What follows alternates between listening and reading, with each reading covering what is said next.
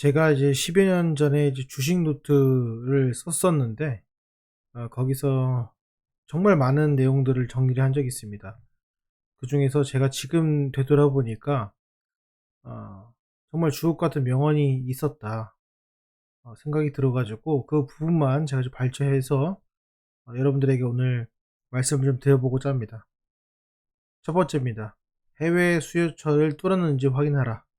저는 이게 처음에 무슨 말인지 몰랐거든요. 그런데 이 주식을 하다 보고 이 사업에 대해서 알다 보니까 해외로 뚫리는 순간 정말로 그 매출액 자체가 엄청나게 커지고, 그리고 그런 의지가 생각보다는 상당히 어렵습니다. 그 사업자 입장에서 봤을 때는. 근데 그런 것들을 시도하는 자체가 회사를 키워야겠다는 마음이 상당히 크기 때문에 이렇게 해외 수요지를 뚫는 것을 반드시 확인하는 것이 매우 매우 중요하다.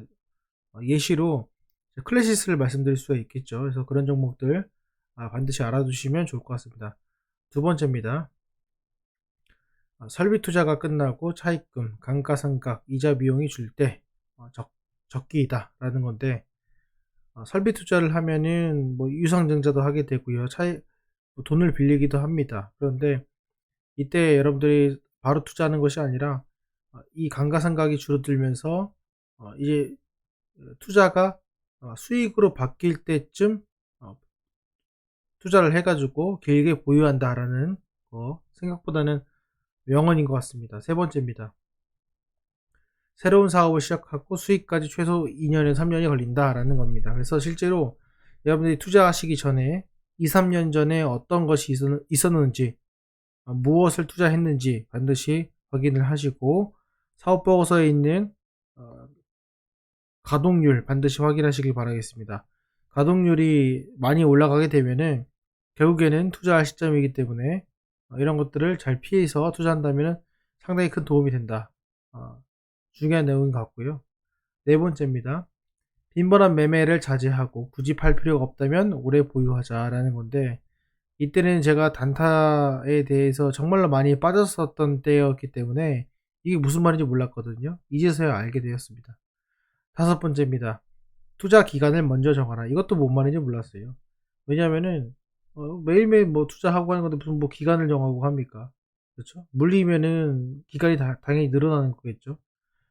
그런데 지금 생각해 보니까 이 투자 기간이 길면 길수록, 그리고 투자 기간을 먼저 정할수록 내가 어떻게 어느 시점에서 얼마나 싸게 매수를 할 수 있는지가 정해지기 때문에 상당히 중요한 내용이라 생각이 듭니다.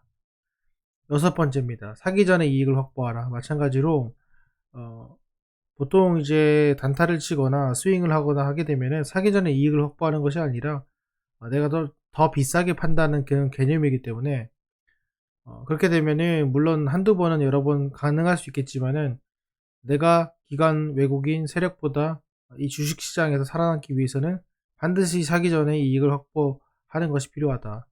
정말 중요한 내용인 것 같습니다. 일곱 번째입니다. 분석하고 확신하고 기다립니다.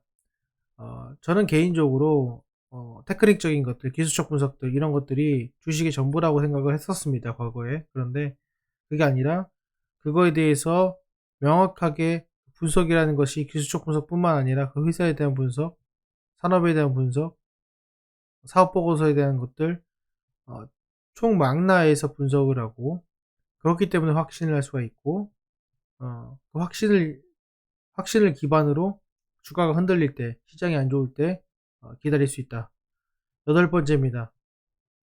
월봉을 봐야 된다. 흔히 숲을 보고 나무를 본다라고 해가지고 월봉, 주봉, 일봉, 분봉 이렇게 합니다. 그런데 실제로 여러분들 주식 투자를 하게 되면요, 월봉은 월마다 한 번씩밖에 바뀌지 않기 때문에 월봉을 잘 보지 않습니다. 저랑 이제 함께 하신 분들 잘 아시겠지만은 월봉이 상당히 중요하다는 거 많이 깨달으실 겁니다. 어떻게 보면은 그 달에 또는 그 분기의 미래를 어느 정도 예측할 수 있는 것이 이 월봉밖에 없다라고 말씀을 드려보고 싶습니다.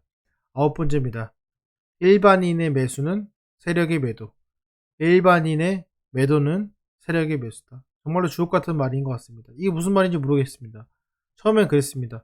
그런데 주식을 하다 보니까, 그리고 왜 저점이 어떻게 생기는지, 고점이 어떻게 생기는지 생각하게 되고 알다 보니까 일반인의 매수가 정말로 세력의 매도의 위치이고 일반인의 매도가 정말로 세력의 매수 위치이다라는 것을 알게 되었습니다.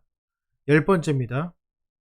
업종을 고르게 분산하라. 이것도 마찬가지로 제가 너무나도 강조하는 샤프 레이쇼, 샤프 비율, 그리고 포트폴리오 구성을 어떻게 해야 되는 것인지, 분산 투자의 정확한 의미는 무엇인지를 명확하게 알려주는 한 문장인 것 같습니다.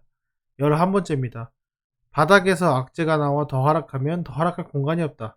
가장 유리한 매수 시점이다. 이거는 뭐 제가 요즘에도 또 강조하는 것 중에 하나인데, 야, 어느 멍청한 놈이 다 수렴하고 이평선 위에서 사면 되지. 왜 이거를 멍청하게 바닥에 살려고 하냐. 이런 마인드가 많았었는데요. 사실은 이익을 확보하고 내가 남들보다 싸게 사는 것이 매우 매우 중요하기 때문에 공포에서 매수를 해야 된다라는 의미 중에 하나고요.